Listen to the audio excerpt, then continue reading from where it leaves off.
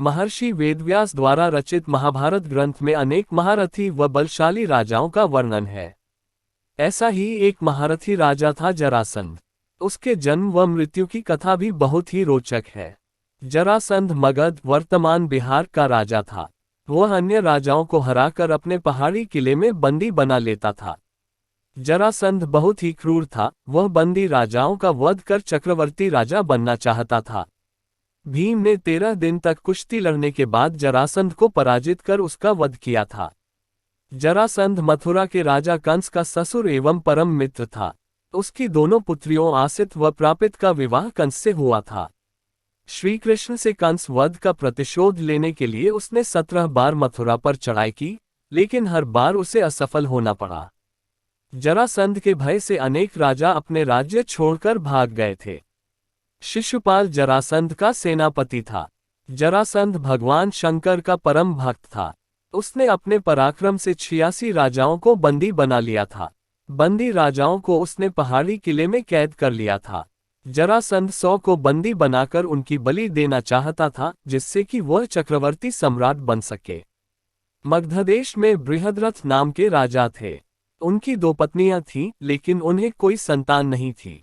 एक दिन संतान की चाह में राजा बृहद्रथ महात्मा चंद्रकौशिक के पास गए और सेवा कर उन्हें संतुष्ट किया। प्रसन्न होकर महात्मा चंद्रकौशिक ने उन्हें एक फल दिया और कहा कि ये फल अपनी पत्नी को खिला देना, इससे तुम्हें संतान की प्राप्ति होगी। राजा बृहद्रथ की 2 पत्नियां थीं। राजा ने वह फल काटकर अपनी दोनों पत्नियों को खिला दिया। समय आने पर दोनों रानियों के गर्भ से शिशु के शरीर का एक एक टुकड़ा पैदा हुआ। रानियों ने घबराकर शिशु के दोनों जीवित टुकड़ों को बाहर फेंक दिया। उसी समय वहां से एक राक्षसी गुजरी।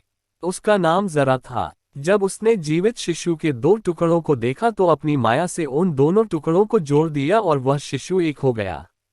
एक शरीर होते ही वह शिशु जोर जोर से रोने लगा। बालक की रोने की आवाज सुनकर दोनों रानियां बाहर निकली और उन्होंने उस बालक को गोद में ले लिया। राजा बृहद्रथ भी वहां आ गए और उन्होंने उस राक्षसी से उसका परिचय पूछा।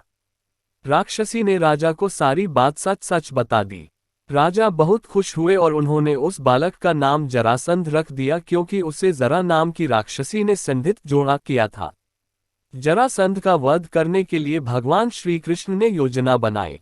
योजना के अनुसार श्री कृष्ण, भीम व अर्जुन ब्राह्मण का वेश बनाकर जरासंध के पास गए और उसे कुश्ती के लिए ललकारा। जरासंध समझ गया कि ये ब्राह्मण नहीं है। जरासंध के कहने पर श्री कृष्ण ने अपना वास्तविक परिचय दिया।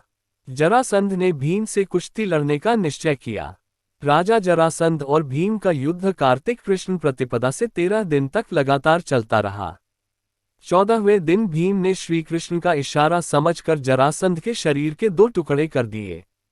जरासंध का वध कर भगवान श्री कृष्ण ने उसकी कैद में जितने भी राजा थे, सबको आजाद कर दिया और कहा कि धर्मराज युधिष्ठिर चक्रवर्ती पद प्राप्त करने के लिए राजसूय यज्ञ करना चाहते हैं। आप लोग उनकी सहायता कीजिए। राजाओं ने श्री कृष्ण का ये प्रस्ताव स्वीकार कर लिया और धर्मराज युधिष्ठिर को अपना राजा मान लिया। भगवान श्री कृष्ण ने जरासंध के पुत्र सहदेव को अभयदान देकर मगध का राजा बना दिया।